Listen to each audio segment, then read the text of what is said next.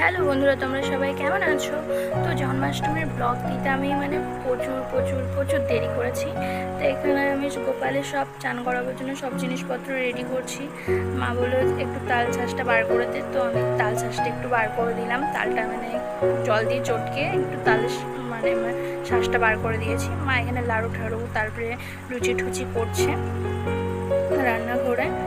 আর এই যে মা এখানে ন্যানা বলছে, মা চলো দোলনাটাতে আমি আমার গোপালকে বসিয়েছি। তো ন্যানার এটা গোপাল, ন্যানা সবসময় নিয়ে থাকে এই গোপালটাকে, আমার মা এনে দিয়েছিল মায়াপুর নবদ্বীপ থেকে। তো এইটা নিয়েই সবসময় খেলা করে আর এই যে আমাদের গোপালকে আমি চান করাতে চলে এসেছি।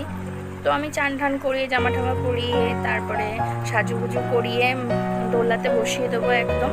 আর মা পুজোটা করবে, বাকি পুজোটা যেখানে নানা একটু স্নান করে দিচ্ছে, তারপরে বাকি স্নানটা আমি করাবো সম্পূর্ণ ভালোভাবে। আর এই যে গোপাল একদম স্নান টান করে রেডি হয়ে গেছে। আর গোপালের রূপোর যে জিনিসগুলো ছিল একটু খুলে রেখেছি সাইডে, ভালোভাবে স্নান করাবো বলে। তারপরে এই যে পরিয়ে দিয়েছি। আর গোপালের মালা চুড়ি সব কিছু এনেছি। আর কানেরটা সোনার বলে আমি আর কানের আনিনি নতুনভাবে। আর এই যে গোপালকে আমি সাজিয়েছি, কেমন লাগছে অতি অবশ্যই কিন্তু বলবেন।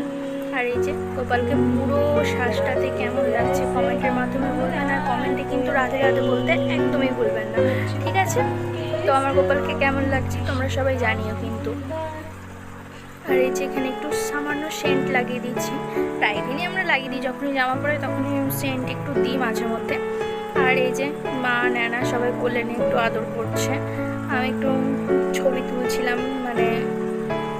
গোপালকে নিয়ে, রিলস বানাচ্ছিলাম। আর এই যে এখানে গোপালকে বসিয়ে দিয়েছি দোলনাতে। আর বাকি মা ভোগ টোক সব কিছু লাগাবে। মা বলে একটু দুধটা গরম করতে, একদম লাস্ট মুহূর্তে, তখন মনে ছিল না, দুধটাকে ভালোভাবে গরম করে দিলাম।